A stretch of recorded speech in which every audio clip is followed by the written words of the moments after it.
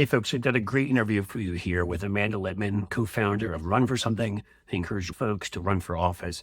It's crucial in a democracy right now that there's more representation. It will lead to a better democracy. Give me the bottom line up front. How do you think we've been doing? What's our report card like on trying to fight for and win these state and local races? I think we get a solid B+. We are starting at such a disadvantage. The Republicans have been engaging on these local races, on school boards, on library boards, on city councils, on state legislatures for decades. Given where we've started, we've made incredible progress. Run for Something now in the last 6 years has helped elect more than 850 people across 49 states plus DC. You're running against the nuts. Mhm. You've seen that nowhere more than in school boards. What's going on with school boards now? The conversation around school boards has changed a lot in the last year and a half. Now it's book bans. We have seen a record number at this point, 2,500 challenges or more to books. I think 2 to 2023 went up 33% over 21 to 2022, which was already a record-setting year for book bans. Libraries are being closed within schools because they have to go through and review every single book. You'll see photos from schools in Florida where there's tape wrapped around every shelf. In Houston, they tried to defund the public library system. They Wow. understand that they cannot win by being more popular. So what they can do is change the ideas kids have access to and make it about the kids. There's an organization called the Leadership Institute, which if you're familiar with the ecosystem of the right, you might have heard of before because they've been around since 1979.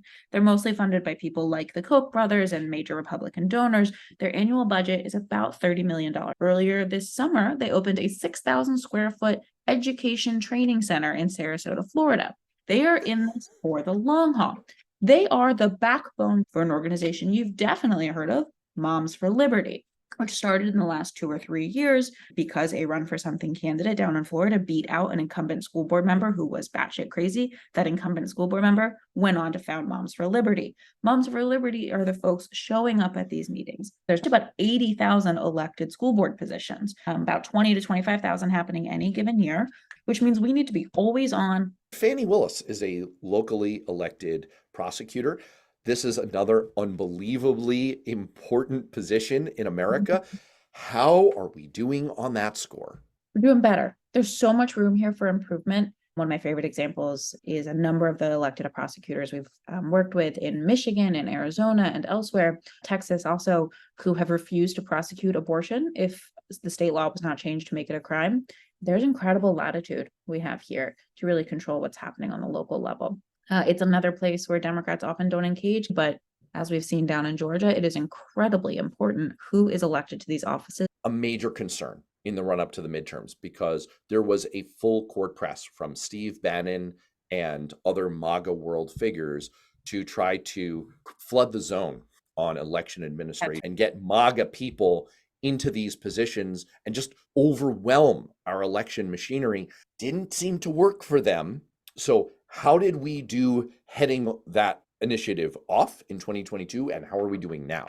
We, again, making incredible progress. We started to do recruitment for the 2023 municipal races. The filing deadline was the first week of January. So we had about 5 weeks to really focus in, look at the targets, look where we had opportunities, and get people to get on the ballot. We did a combination of about nearly 100,000 mix of text messages and phone calls to people in these targeted districts. We ended up getting 130 people to actually file and get on the ballot. Then we helped nearly half of them win in the April elections, including beating out 15 insurrectionists who were holding office, actually administering elections in the state of Wisconsin. As we look toward the 2024 elections, what do we need to do to get an A from you? There are 2023 elections happening in just about a month, incredibly important. Virginia, early voting happening right now. The Commonwealth is the last place in the South where there's access to abortion. And if Virginia Democrats do not win, hold the state legislature, flip the House, hold the Senate, we will absolutely lose access to abortion care millions of people will be harmed. Also, there are tens of thousands of municipal elections happening this November, including school board races. And we need to make sure that we are fielding candidates in as many places as possible going into 2024. Unless you're living in one of the electoral battleground places, you're probably not really going to hear or see from the presidential campaign. Senate battleground states includes places like Montana, West Virginia, maybe Indiana, where there's an absolutely insane Republican running for Senate there. Does not overlap with the presidentials.